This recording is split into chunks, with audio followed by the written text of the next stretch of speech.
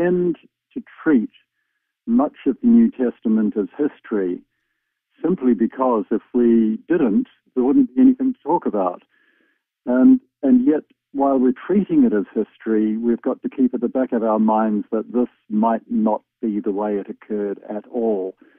And that's why in the Jesus papers, I have another very, very close look at the crucifixion, because there's something very, very strange indeed happens during the crucifixion.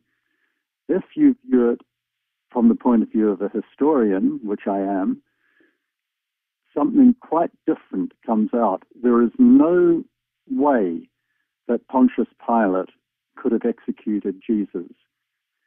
There's no way he could have allowed him to be executed, because Pontius Pilate was the Roman governor, named prefect, of Judea. He only had two tasks. One was to make sure there was peace in the country, and secondly, to make sure that the Jews paid their taxes back to Rome. Rome didn't care about anything else. And yet you had this Jewish Messiah who was standing up and saying, according to the New Testament, pay the taxes. So if Pontius Pilate had executed him, Pontius Pilate himself would have got into serious trouble and probably lost his head. And yet the crucifixion is a Roman execution. It's not Jewish.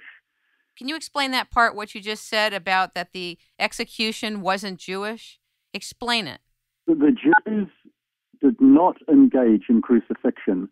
Crucifixion by Roman law was a specific action which was used for political prisoners or people who had been condemned politically. It was a Roman execution for politics, for engaging in anti-Roman politics. That's what they used it for. It was a specific execution. The Jews would never have done it. If the Jews were going to condemn someone to death, they would stone them to death.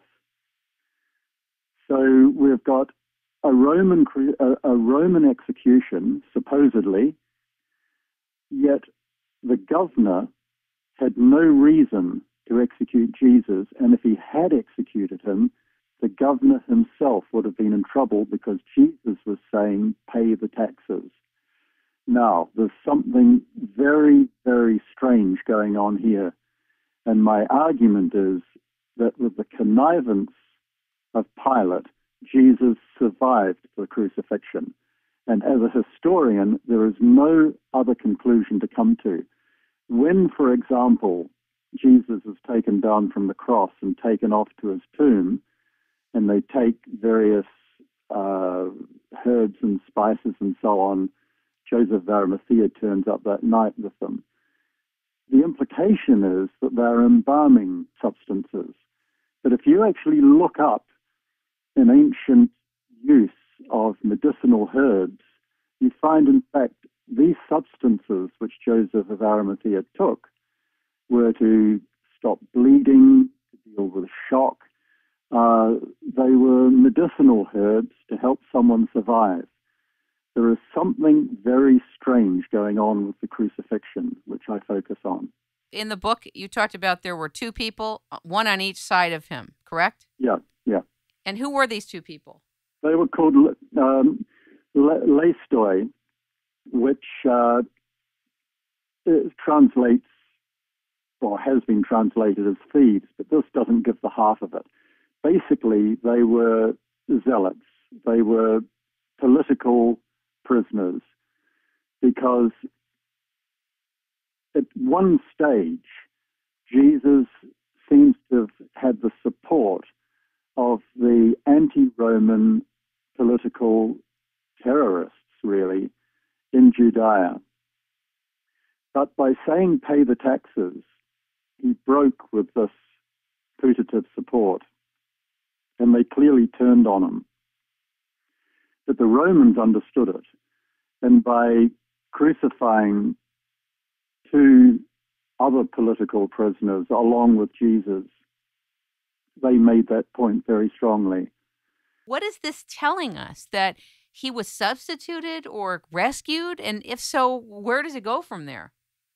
He was rescued, he survived, and he only had one place to go after that because he couldn't go north. He couldn't go west, he couldn't go east, he could only go south, down to Egypt. Now, curiously, a little-known fact, but it's perfectly true, is that there was a functioning Jewish temple in the Delta in Egypt from about 170 BC right through to about 74 or 75 AD. And this temple may well have been a more legitimate temple in terms of the priestly line serving it. Are you talking about the Mound of Judea?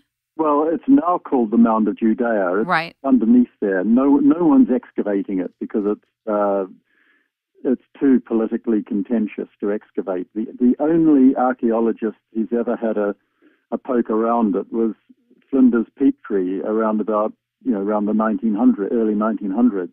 But no one has touched it ever since. And the suburbs of a nearby town are gradually encroaching on the area and very soon will simply cover it and it'll be lost forever. You see, what happened was around 170 BC, the Syrian king invaded Palestine and the high priest Onias fled into exile while the temple was being looted. And Onias was a friend of the pharaoh in Egypt, Ptolemy VII. And he asked Ptolemy whether he could have an old, disused temple, which he could create into a Jewish temple. And Ptolemy gave him an old temple of Bubastis in the Delta, and the main road leading from Heliopolis, in fact, through to Palestine. I mean, Heliopolis is now where Cairo Airport is. And they converted this old temple into a Jewish temple, and it functioned as a Jewish temple for about 200 years. And it was, as far as one can work out, it was more mystical than the temple in Jerusalem.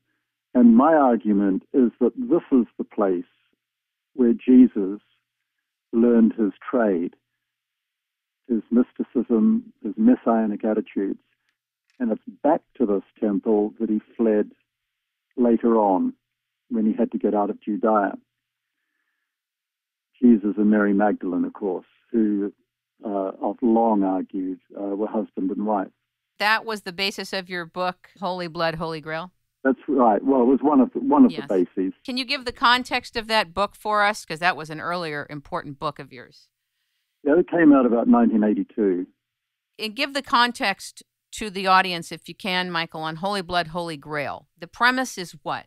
Well, it's a fairly... It's long. I know it's a big book. But during the course of it, we argued that Jesus was married to Mary Magdalene and had at least one child, and that Mary Magdalene and the child ended up in a Jewish community in France, probably in Narbonne would be my guess, because the Narbonne Jewish community survived right through to the 5th to 6th century, in fact, AD, whereas the only other big community in Marseille had turned Christian 200 or 300 years earlier. So, and we have later in Narbonne, Jewish travelers report that there's families in Narbonne who claim line of David descent and can produce genealogies to support it.